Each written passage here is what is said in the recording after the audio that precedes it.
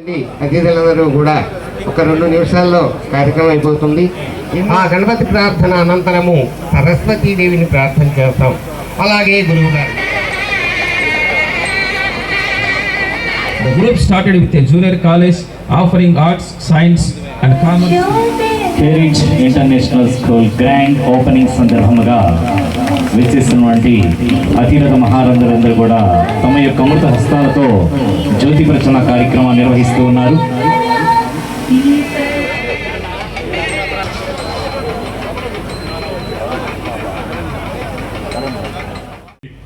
ఇంకో కార్యక్రమంలో పాల్గొవాలి.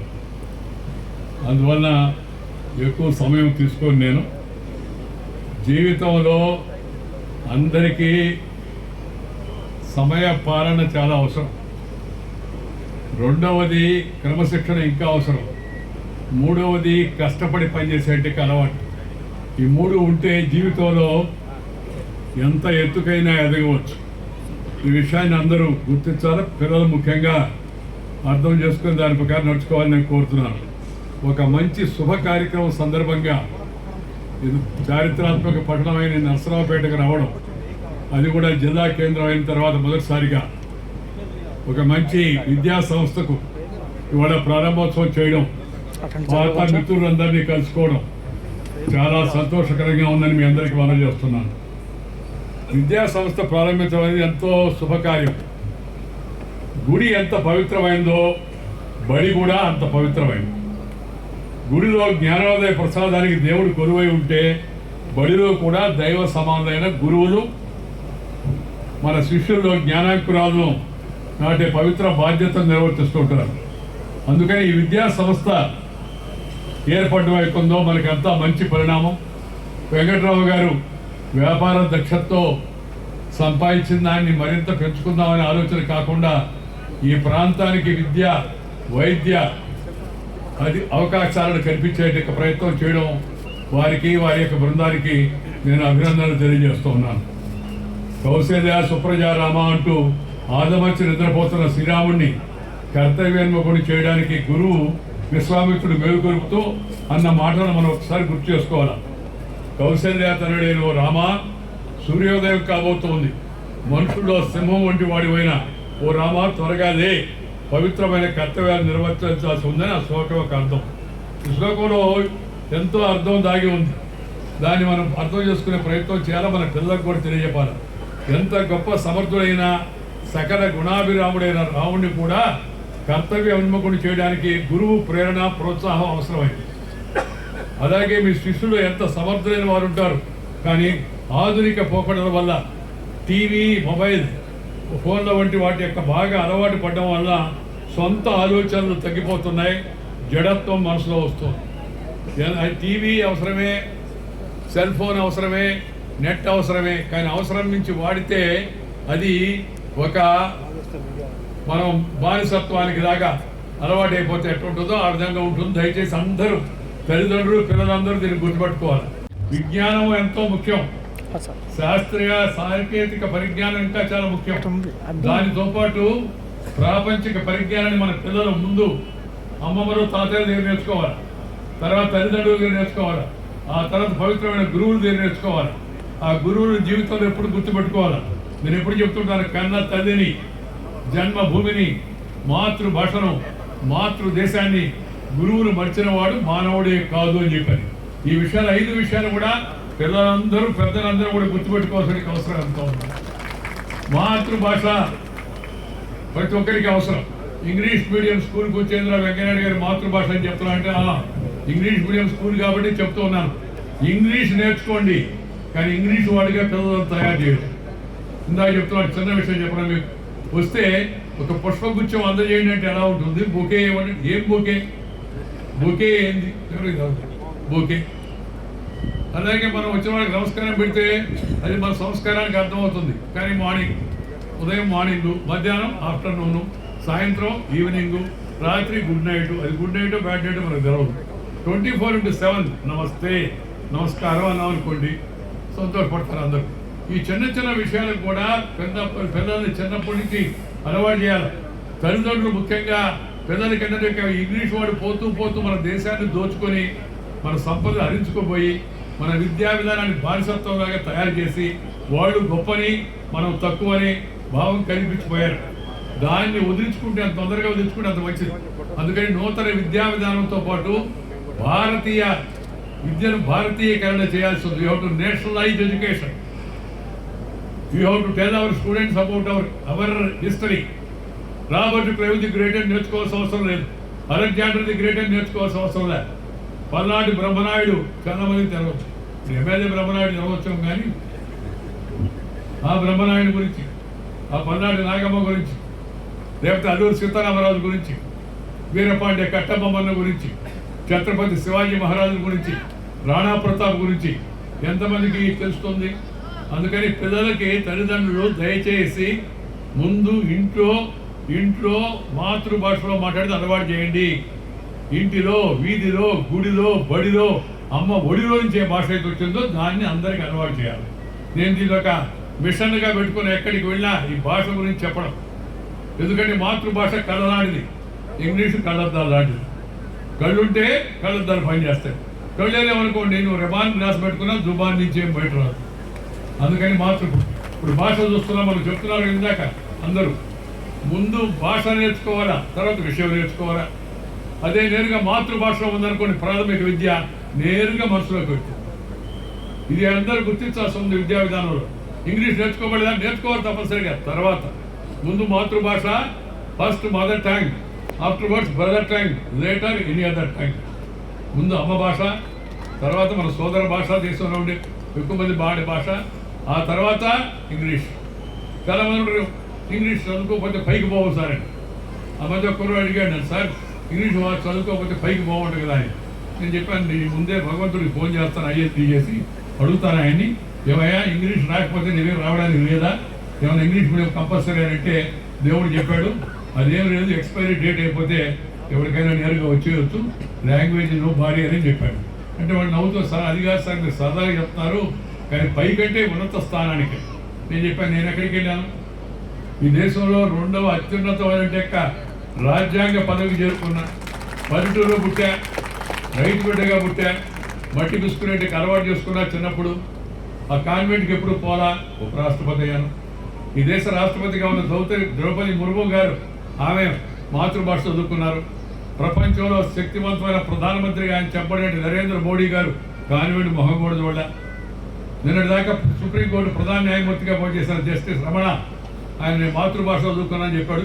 సుప్రీంకోర్టుకి చీఫ్ జస్టిస్ అయ్యాడు. రాష్ట్రపతి, ఉపరాష్ట్రపతి, సుప్రీంకోర్టు చీఫ్ జస్టిస్, ప్రధానమంత్రి వీళ్ళందరూ మాతృభాష చదువుకొని పైకి వస్తే మనం ఎందుకు పైకి పోలేమండి? అది గుర్తుపెట్టుకోవాల్సిన అవసరం ఎంతో.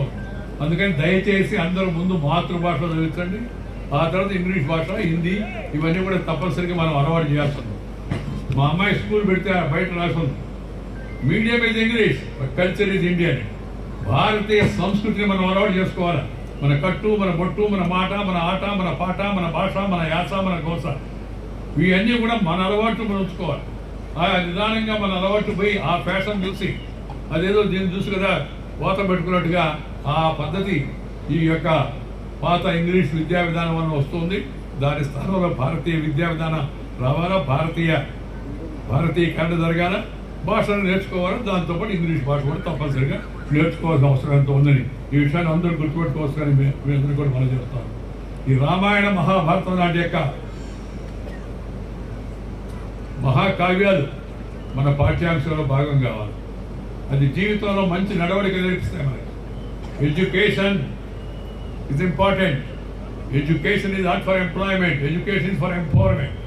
Education is for enhancement of knowledge. ఈ విషయాన్ని గుర్తుపెట్టుకోవాలా.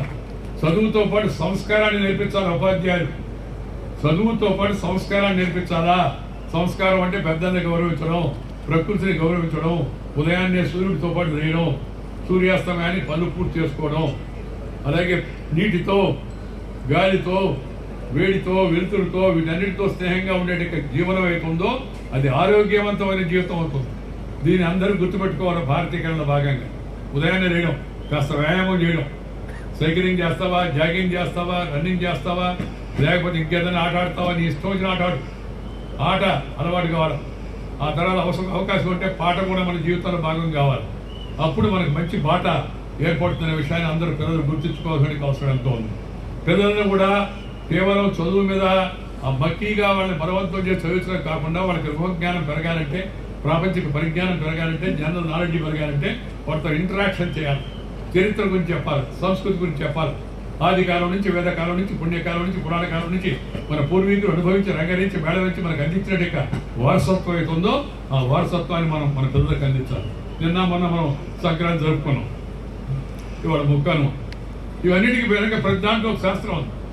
పశువులు పండుగ పెడతాం, మనుషులనే కాదు పశువులను కూడా గౌరవించాడు జాతి మనం. చీమకు చక్కెర పెట్టి, పావుకు పాలు పోసి, చెట్టుకు బొట్టు పెట్టి, పశువుకు దండం పెట్టే గొప్ప జాతి ధర్మం మన దేశం. ఆ ధర్మాన్ని అన్నింటినీ పాటించేట్టుగా మన పిల్లలను తయారు చేసుకోవాలి. దేశం చాలా శక్తివంతంగా ముందుకు పెడుతుంది. India is moving forward. ప్రపంచం అంతా ఇవాళ మళ్ళీ ఇండియా వైపు చూస్తోంది. ఒకప్పుడు భారతదేశం విశ్వగురువు, మళ్ళీ తిరిగి ఇప్పుడు ఆ స్థాయి వస్తుంది. ఆ విశ్వగురువుగా ఉన్నది అవడం ఇతరుల మీద మనం ఏదో పెత్తనం చేయడం కోసం కాదు, ఇతరులకు మార్గదర్శనం చేయడం కోసం. సర్వే జనా సుఖినో భవంతు, జనం అందరూ కూడా సుఖంగా ఉండాలా. Share and care is the core of Indian philosophy. మనం సంపాదించిన దాన్ని కాస్త నలుగురితో పంచుకో అనేది జీవితంలో ప్రతి ఒక్కరికి అలవాటు కావాలి. పెంచుకో, తర్వాత పంచుకో. పెంచుకోకుండా పంచుకుంటే పంచి మాత్రం మిగిలింది. ఆ విషయం కూడా గుర్తుపెట్టుకోవాలి. పెంచాలా, తర్వాత పంచాలి. అప్పుడు మనకు ఆనందం ఉంటుంది. మనం పోయిన తర్వాత కూడా మనం జీవించాలంటే మంచి పనులు చేయాలి, జనానికి ఉపయోగపడే పనులు చేయాలి. ఏదో గుర్తింపు పొందే విధంగా మన తెలివితేటలను ఆ స్థాయికి చేర్చుకోవాలి.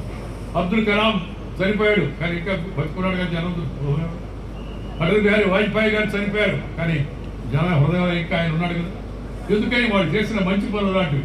అలాంటి మంచి పనులు మనం మన జీవితంలో అంత స్థాయికి కాకపోయినా మన స్థాయిలో మనం చేయగలిగిన మంచి పనులు తప్పనిసరిగా ప్రతి ఒక్కరు చేయాలని చెప్పని ఆ విధంగా అలవాటు చేయాలి పిల్లలకి అని చెప్పని నేను పెద్దలందరినీ కోరుతూ ఉన్నాను.